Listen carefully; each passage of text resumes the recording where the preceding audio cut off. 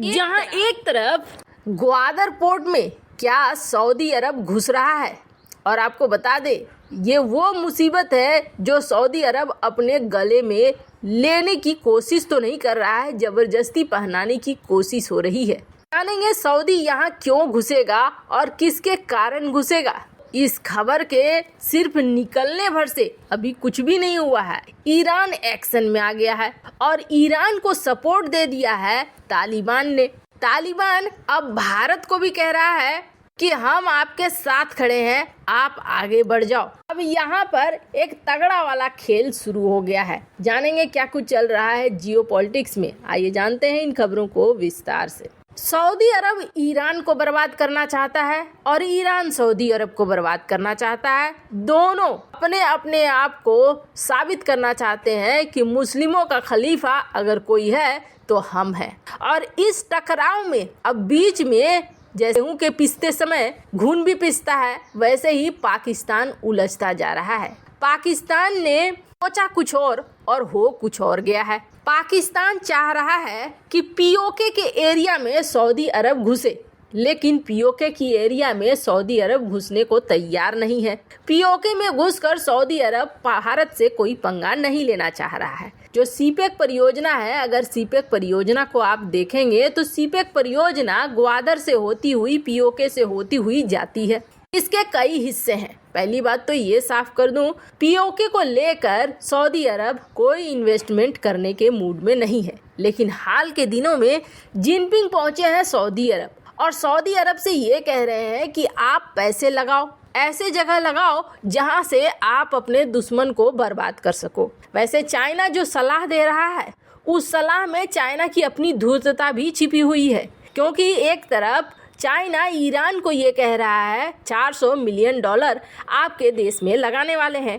Iran के साथ न सिर्फ चाइना की अच्छी दोस्ती है, बल्कि जब ईरान के ऊपर प्रतिबंध लगे, भारत ने तेल खरीदने बंद कर दिए, लेकिन ईरान से सस्ते तेल चीन खरीदता रहा। उस स्थिति में चाइना इस तरह का प्रस्ताव सऊदी अरब को दे रहा है। और ये प्रस्ताव क्या है कि आप ग्वादर में चले आओ, छोड़ो पीओके, और ग्वादर में अपनी जो कंपनी है आपकी अरामको, उसको बोलो कि यहाँ 10 बिलियन डॉलर लगाए और 10 बिलियन डॉलर लगाकर एक रिफाइनरी बनाए। यानी यहाँ पर क्रूड ऑयल पहुँचेगा। ये क्रूड ऑयल साफ सुथरा होगा, फिर पेट्रोलियम और कई सारे उत्पाद जो निकलते हैं क्रूड ऑयल से, उनमें डिवाइड होगा, यानी रिफाइन होगा। यहाँ पर रिफाइन होकर फाइनल प्रोडक्ट बनेंगे। अब ये रिफाइनरी बनाने की जो योजना है, ये ईरान के चाबहार बंदरगाह से सिर्फ 169 किलोमीटर की दूरी है। अब कहा क्या जाता है कि पाकिस्तान का जो ये बलूचिस्तान प्रांत देख रहे हैं ना, यहाँ सिया विरोधी जो कट्टरपंथी मदरसे हैं, वहाँ पर सऊदी अरब का पैसा आता है। और ईरान को इस बात को लेकर बहुत टेंशन होती है, क्योंकि फिर उसके यहाँ ये विरोधी कट्टरपंथी बवाल मचाना शुरू कर देते हैं, आतंकी गतिविधियों में शामिल हो जाते हैं, ईरान विरोधी गतिविधियों में शामिल हो जाते हैं। ग्वादर एक ऐसा जगह है जहां पर ईरान मानता है कि ग्वादर के जरिए पाकिस्तान और सऊदी अरब ईरान को लगातार परेशान करते हैं। ईरान शिया और सऊदी अरब सुन्नी बहुल देश है। शिया मुसलमानों के खिलाफ भड़काया जा रहा है। सीरिया से लेकर यमन तक पश्चिम एशिया में जो भी लड़ाई हो रही है ना, इसमें ईरान और सऊदी अरब एक दूसरे के आमने सामने प्रॉक्सी वॉर के तहत हैं। ईरान की सीमा पाकिस्तान से लगती है, इसलिए पाकिस्तान में सऊदी अरब के पसरते पांव से उसका चिंतित होना तो लाजमी है। अब ईरान और पाकिस्तान के बीच चीन एक साझा लिंक है। सीपेक के जरिए चीन ने अरबों डॉलर लगाए हैं। उधर जब अमेरिका ने ईरान पर प्रतिबंध लगाया तो चीन ने माल कमा लिया ईरान से, और अब 80,000 एकड़ जमीन पर सऊदी अरब के इस अरामको की रिफाइनरी स्थापित करना चाह रहा है। वैसे अमेरिका की भी नज़र है कि यहाँ पर अगर ये रिफाइनरी आ जाती है तो फ़ायदा किसको होगा? फ़ायदा होगा चाइना को। चाइना बोलेगा ईरान को कि तुम तेल हमें और सस्ते दो, ईरान बोलेगा नहीं इससे सस्ता नहीं होगा भाई, तो चाइना बोलेगा तो अपना तेल तुम रखो, मैं जा रहा हूँ अरामको के पास सऊदी अरब से तेल ले लूँगा। ठीक सऊदी अरब को भी ऐसी ही बातें कहेगा। यानी चाइना को सिर्फ दोनों को सौदेबाजी करने में आसानी होगी, इसलिए चाइना चाहता है कि यहाँ पर निवेश हो जाए। और दूसरी बड़ी बात यह है कि चाइना ये सोचता है ये वो इलाका है जहाँ लगभग बार बार कुछ न कुछ होता रहा है, कहीं ऐसा ना हो कि सिर्फ नुकसान मेरा ही हो, एक और देश आ जाए, नुकसान होना है तो उसका भी हो जाए, फायदा होना है तो दोनों का हो जाए। पर इन सब में फंसेगा कौन? इन सब में फंसेगा पाकिस्तान। बेगानी शादी में अब्दुल्ला दीवाना की तरह पाकिस्तान को क्या मिलेगा? सीपेक के तहत पहले ही कब्जा कर चुका है चाइना, तो इसका ज़्यादातर प्रॉफिट अगर किसी को जाएगा तो वो चाइना को जाएगा। ये सब गतिविधियां इधर चल ही रही थी कि अब ईरान की सपोर्ट में तालिबान आ गया है। वैसे आपको बता दें, तालिबान किसी का भी सगा नहीं है, ये हमने देख लिया किस तरीके से नक्शा बना है।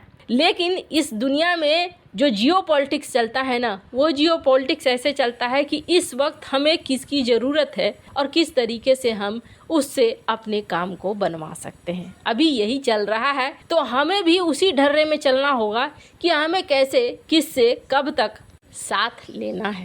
तालिबान ने ये कहा है कि हम सपोर्ट करते हैं चाबहार पोर्ट को। वैसे आपको बता दें, तालिबान ने चाबहार पोर्ट को यूं ही सपोर्ट नहीं किया है। भारत जब मानवीय सहायता पाकिस्तान की तरफ से भेजता था तो एक तो पाकिस्तान ने कई बार रुकवा दिया ट्रकों को, दूसरा जब वो ट्रक पाकिस्तान के अंदर जाने लगे तो उनमें से कितने सारे माल चोरी होने लगे। मामला यहाँ तक पहुँच गया कि तालिबान ने भारत से शिकायत की और भारत ने कहा छोड़ो हटाओ, फिर हम चाबहार की तरफ से आपको भेजते हैं, आप चाबहार की तरफ से हमारा सामान लो। और भारत ने चाबहार के तरफ से कई सारी चीज़ें भेजी। 75,000 मेट्रिक टन का गेहूं इसी रास्ते के जरिए भारत ने भेजा। इसी चाबहार के जरिए भारत ने 215 वेसल्स भी दुनिया के कई इलाके में भेजे। और इस चाबहार का महत्व ना इस वक्त बहुत ज़्यादा बढ़ गया है। बहुत ज़्यादा इसलिए बढ़ गया है क्योंकि चाबहार और जो नॉर्थ कॉरिडोर है उस दोनों को जोड़ने की बात हो रही है। नॉर्थ कॉरिडोर और चाबहार को जोड़ने का मतलब है कि व्यापार की दुनिया में आधे से ज़्यादा दुनिया पे भारत का कब्जा हो जाना। इस वक्त ये देखने को मिला कि बहुत बड़ी मात्रा में रूस से नॉर्थ कॉरिडोर के जरिए भारत सामान आए, भारत से उस इलाके में गए, सेंट्रल एशिया में गए, यानी नॉर्थ कॉरिडोर सुपर हिट हो गया। ये चीज़ तो रूस यूक्रेन की लड़ाई में साफ देखने को मिल गया है। अब इस north south international transport corridor को तालिबान भी देख रहा है।